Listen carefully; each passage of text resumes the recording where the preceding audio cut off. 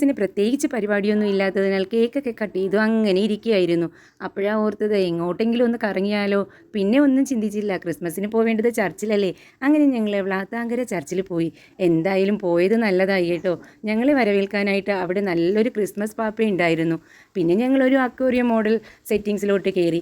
അവിടെ നിന്ന് gold fish, സ്രാവ്, തിമിങ്ങലം എല്ലാത്തിനെയും ഞങ്ങൾ പിടിച്ചിട്ട് നേരെ പോയപ്പോൾ നല്ലൊരു പുൽക്കൂടും അതിലെ മാതാവിൻ്റെ ഫോട്ടോയും ഒക്കെ ഉണ്ടായിരുന്നു. പിന്നെ നമ്മുടെ സ്ഥിരം ഫോട്ടോ എടുപ്പും വീഡിയോയും അത് അതിൻ്റെ പടിക്ക് നന്നായി നടന്നു.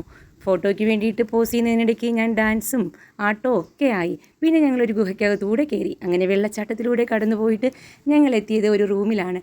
അവിടെ നിന്ന് ഞങ്ങൾ ക്രിസ്മസ് കാർഡിലെ ഫോട്ടോയൊക്കെ എടുത്തു. പിന്നെ കുറച്ച് പഞ്ഞി വെച്ച് ഡിസൈൻ ചെയ്തതിൽ അങ്ങനെ നിന്നപ്പോൾ സമ്മാനപ്പൊതി. ക്രിസ്മസിന് സമ്മാനം കിട്ടാതിരുന്നാൽ ശരിയാവുമോ? പിന്നെ അത് ഞാൻ ഏറ്റുവാങ്ങി. പിന്നെ തിരിച്ചു വയ്ക്കണമെന്നുള്ളതുകൊണ്ട് അതും വെച്ചിട്ട് ഞങ്ങൾ നേരെ പോയപ്പോൾ നല്ല മഞ്ഞുമലയിലെത്തിയൊരു ഫീലിംഗ് കേട്ടോ.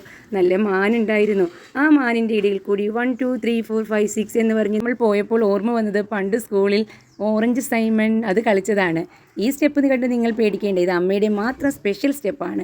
അങ്ങനെ ഞങ്ങൾ നയാഗ്ര വെള്ളച്ചാട്ടത്തിൻ്റെ മുന്നിലെത്തി. പിന്നെ ഞങ്ങളൊരു ഡാൻസ് കളിക്കാമെന്ന് വിചാരിച്ചു. നമ്മുടെ ഡാൻസ് മാസ്റ്റർ വിക്രമാണ് ആ നടുക്ക് നിന്ന് സ്റ്റെപ്പ് പഠിപ്പിക്കുന്നത്.